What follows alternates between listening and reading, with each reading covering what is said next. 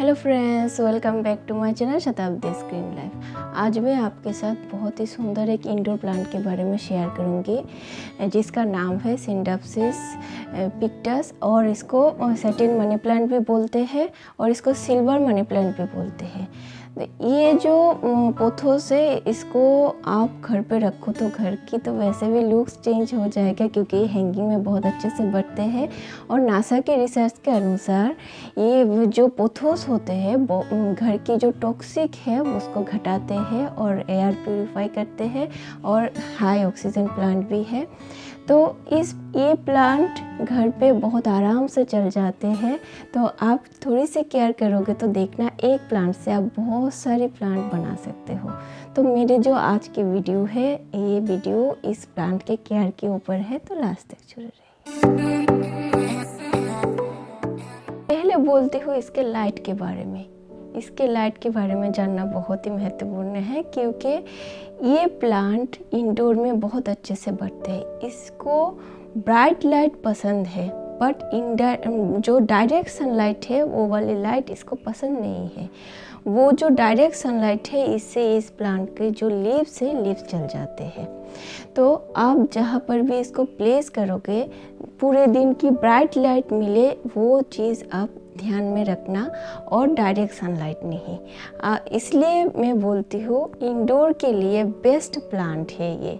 Money plant तो वैसे भी बेस्ट प्लांट है बट ये जो प्लांट है इंडोर में बहुत अच्छे से बढ़ते हैं और ये फास्ट ग्रोइंग प्लांट है।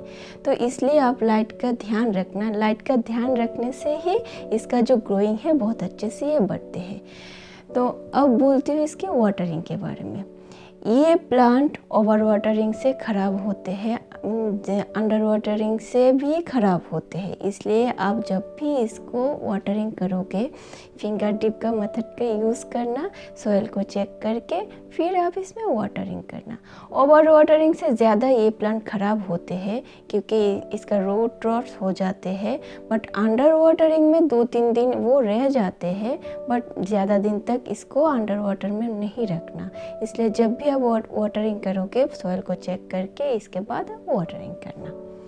अब बोलते हैं इसके फर्टिलाइज़र के बारे में। ये सैटिन मनी प्लांट मैंने पहले भी बोला है कि इसका फास्ट ग्रोइंग प्लांट है तो इसलिए ये खाना बहुत मांगते हैं। तो इसलिए आप महीने में एक बार इसमें लिक्विड फर्टिलाइज़र देना। वो गोबर खाद की लिक्विड टी भी आप बना सकते हो, वर्मी कंपोस्ट की लिक्विड टी भी बना सकते हो और आपके पास सीवेड फर्टिलाइज़र हो तो सीवेड फर्टिलाइज़र भी आप यूज़ कर सकते हो। और फोलिएज प्लांट जो होते हैं उस प्लांट के लिए NPK 19-19-19 बहुत ही ज़रूरी होते हैं क्योंकि NPK 19-19-19 जो फोलिएज का जो सुंदरता वो बरकरार रखते हैं। इसलिए आप महीने में एक बार इसमें जो NPK 19-19-19 भी यूज़ कर सकते हो। ये जो सारे लिक्विड फर्टिलाइज़र है वो आप ऑल्टरनेटिव इसमें यूज़ कर सकते हो। इससे इसका ग्रोथ बहुत अच्छे से बढ़ेगा और इसका लीव्स का जो सुंदरता है वो बरकरार रहेगा।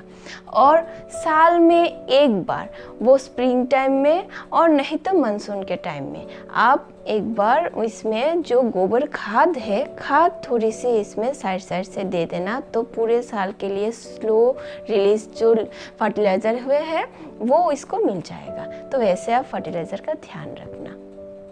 अब बोलते हुए इसके ह्यूमिडिटी के बारे में आप कैसे ध्यान रखोगे। ये प्लांट ह्यूमिडिटी लवर है इसलिए जब भी आप घर में इसको प्लेस करोगे ग्रुप्स में प्लेस करना। ग्रुप्स में प्लेस करने से बाकी प्लांट से इसको ह्यूमिडिटी मिल जाते हैं और आप हफ्ते में 3 दिन इसमें वाटर स्प्रे कर देना, मिस्टिंग कर देना। इससे इस प्लांट का जो लीव्स है वो क्लीन भी रहेगा और ह्यूमिडिटी भी बरकरार रहेगा।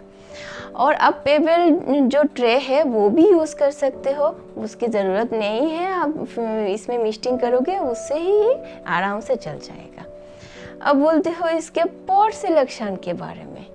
ये जो पोथोस है वो हैंगिंग बास्केट में बहुत अच्छे लगते हैं। देखिए मेरे ये पोथोस बहुत अच्छे से नीचे से बढ़ते हैं और ये फास्ट ग्रोइंग प्लांट है, इसलिए बहुत अच्छे से ये ट्रेल करते हो, देखने में बहुत अच्छा लगता है। बट जब भी इसको आप रिपोर्टिंग या पोटिंग करोगे, आप बड़े गमले में इसको पोटिंग मत करना, क्योंकि बड़े गमले में पोटिंग करने से इसका जो ओवर वाटरिंग का प्रॉब्लम थोड़ी सी दिखाई देते हैं। क्योंकि हम क्या करते हैं, बड़े गमले में तो प्लेस कर देते हैं और बहुत सारे पानी इसमें दे देते हैं, तो बहुत दिन लगते हैं इसको सूखने में। इसलिए बहुत दिन सूखने में जब लगते हैं, इसका जो रूट रोस है उसका प्रॉब्लम दिखाई देते हैं।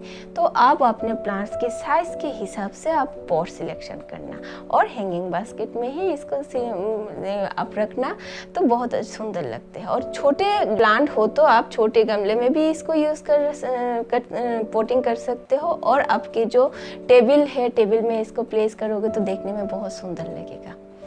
अब बोलते हो इसके जो इन्फेस्टेशन के बारे में। इस प्लांट में थोड़ी बहुत मिलीबग के अटैक हो जाते हैं, इसलिए आप महीने में एक बार इसमें नीम ऑयल का अच्छे से स्प्रे कर देना और थोड़ी सी फंजीसाइड है साइड से दे देना। नीम ऑयल का स्प्रे करने से जो मिलीबग और एपिड्स अटैक से आपको छुटकारा मिलेगा, और फंजीसाइड यूज़ करने से फंगल इन्फेक्शन से छुटकारा मिलेगा। तो इससे आप अपने प्लांट को हेल्दी रख पाओगे। अब बोलती हूँ प्रोपोगेशन के बारे में। एक प्लांट लाओगे तो बहुत सारे प्लांट आप बना सकते हो। आपको पता ही है, मनी प्लांट एक लाओगे तो बहुत सारे प्लांट आप कटिंग आप लगा सकते हो, वाटर प्रोपोगेशन कर सकते हो, इसको आप सॉइल में भी लगा सकते हो। तो मैंने देखिए ऐसे इसका कटिंग लेके मैंने इस जो ग्लास में इसको प्लेस किया हो। तो आप ऐसे आप वाटर प्रोपोगेशन कर सकते हो। फिर आप 2-3 इंच कटिंग लेके भी इसको आप सॉइल में डिप कर दो, तो देखना कुछ ही हफ्तों में इसको आप ग्रो होते देख सकते हो। तो ऐसे इसका प्रोपोगेशन आप करोगे तो आप आराम से बहुत सारे प्लांट बना सकते हो। तो वाटर प्रोपोगेशन भी कर सकते हो, सॉइल प्रोपोगेशन भी कर सकते हो। ये प्लांट ड्रेनेज वाली सॉइल में बहुत पसंद करते हैं और इसमें मॉइस्चर भी हो, इस बात का भी आप ध्यान रखना। इसलिए जब भी इस प्लांट का सॉइल मिक्स आप बनाओगे, इसमें रेगुलर गार्डन सॉइल तो आप यूज़ करोगे, इसके साथ जो रिवर सैंड आप यूज़ करना, नहीं तो परलाइट आप यूज़ करना, और थोड़ी सी कोकोपीट इसमें यूज़ करना। कोकोपीट यूज़ करने से इसका जो मॉइस्चर लेवल है बरकरार रहते हैं और ये प्लांट बहुत अच्छे से बढ़ते हैं।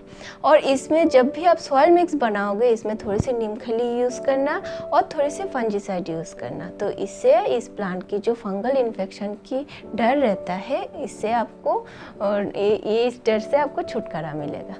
आपके घर में पेट्स और बच्चे हो तो आप इस प्लांट से बचा के रखना, क्योंकि पोथोस थोड़ी सी टॉक्सिक है।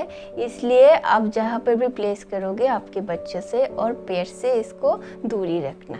तो इतना सा ही कि है इसका केयर। अच्छा लगे तो इसका वीडियो एक लाइक, कमेंट और सब्सक्राइब कर देना। Thank you, bye, take care, happy gardening.